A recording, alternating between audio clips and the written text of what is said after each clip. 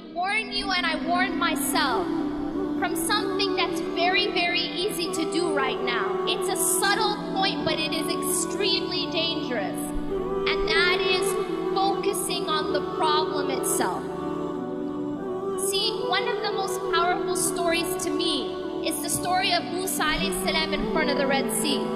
I feel like within this story, it's like a narrative that explains our whole condition and the reactions that we have when we are faced with challenges. And Allah subhanahu wa ta'ala shows us in this story, He compares and contrasts the reactions of different people to the same external event or the same external obstacle. فَلَمَّا تَرَاءَى الْجَمْعَانِ قَالَ أَصْحَابُ مُوسَى إِنَّا لَمُدْرَكُونَ.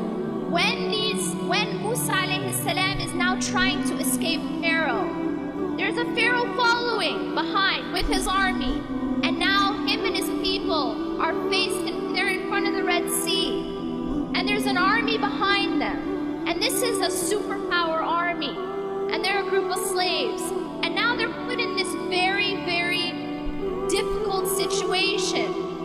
Do we find ourselves in a difficult situation just now? We are in a very difficult situation. And when the two, Allah says, when the two groups saw each other, the people of Musa, قَالَ أَصْحَابُ مُوسَى إِنَّا لَمُدْرَكُونَ. The people of Musa alayhi salam said, we will indeed be overtaken. We indeed will be overtaken. إِنَّا لَمُدْرَكُونَ. And that's a very natural reaction to being stuck in front of the Red Sea with a superpower army behind you.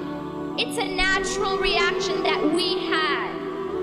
But I want to tell you something amazing, and that is the reaction of Musa alayhi salam.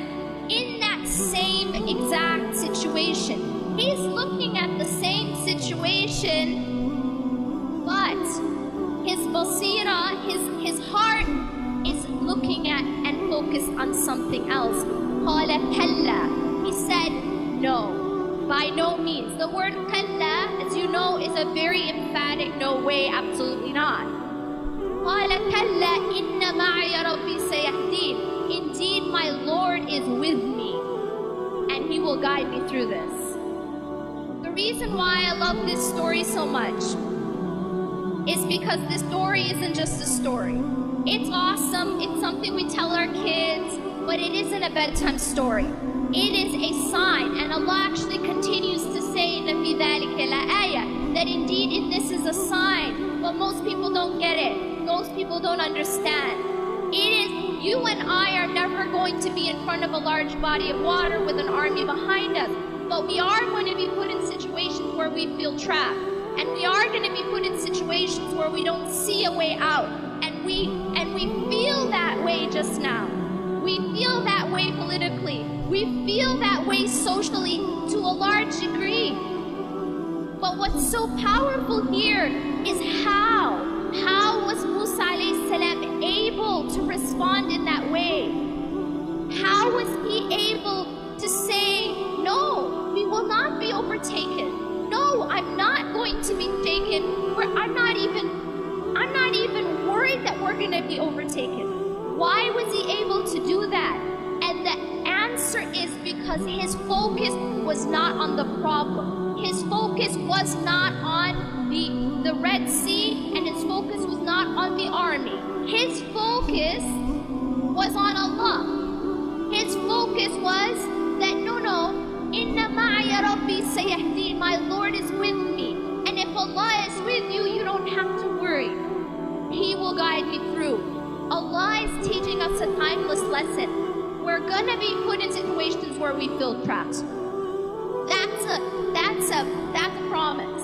We're gonna be put in situations that look impossible. And what also strikes me about his story is that he didn't know how he was gonna get out of that situation. It's not like people were going around splitting cities. This wasn't like a regular occurrence.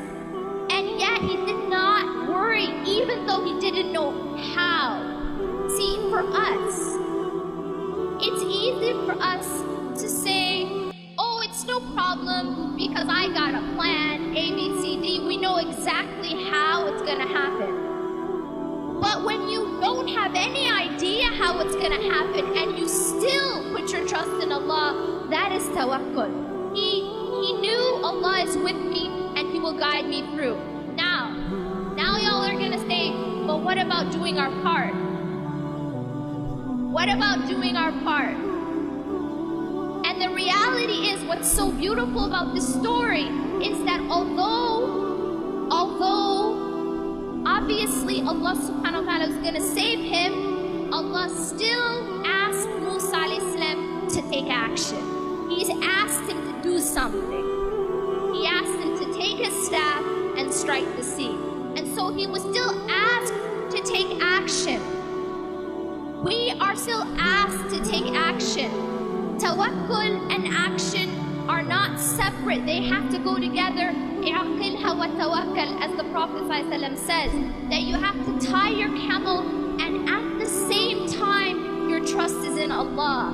Don't think that they're separate. So often I hear this translated as tie your camel and then put your trust in Allah.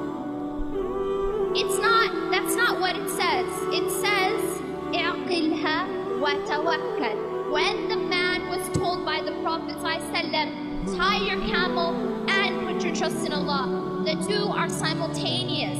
We don't work and then depend on our work and depend on our deeds for results. No, we work and we depend on Allah for results. And that's a very, very important point.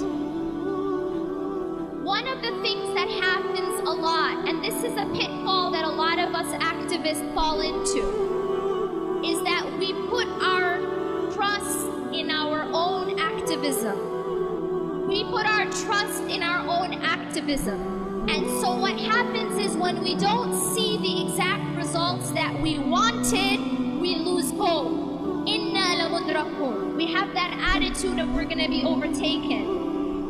But you see, if you put your trust in Allah subhanahu wa ta'ala, regardless of what you're seeing, you know that He's got your back.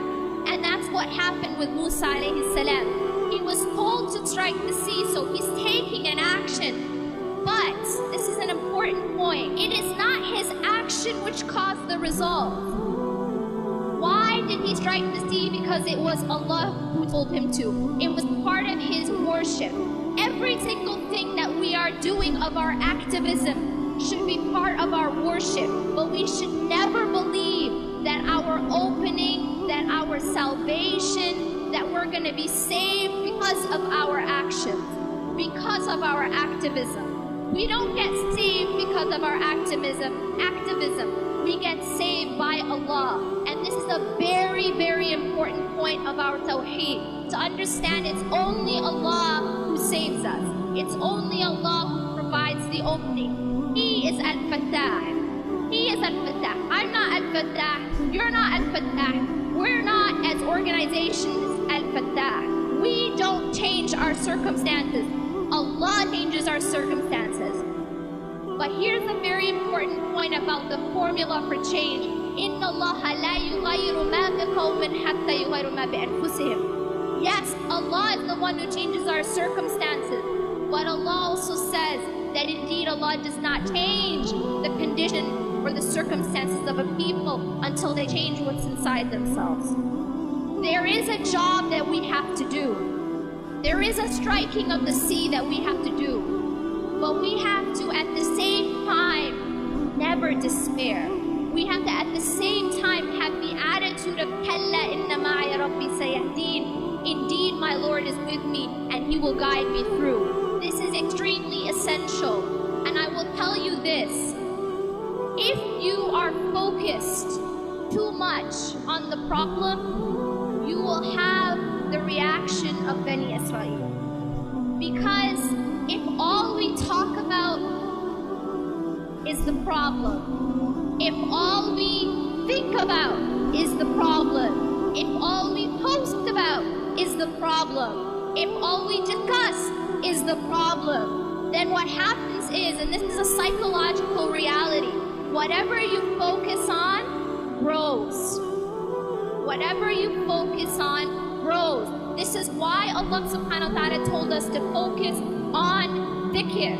That the more that we focus on the remembrance of Allah, the bigger the importance of Allah subhanahu wa ta'ala is in our lives. But if we're focused on everything that's going wrong, if our focus is on everyone who's saying this about us, and they're gonna do this to us, and then this, and that's it, and that's my focal point, I promise you, we will fall into despair. And the reason for that is that the problem will actually grow because it becomes our focal point. And this is a dangerous thing that we fall into. Our focal point needs to be Inna ma'i Rabbi sayahdeen. This is a very different focal point. The focal point of Musa alayhi salam. Indeed, my Lord is with me and He will guide me through. Yes, I do my part because part of my worship. But Allah subhanahu wa ta'ala is my focus. And when Allah is your focus, then you don't fall into despair because you know that Allah has got you.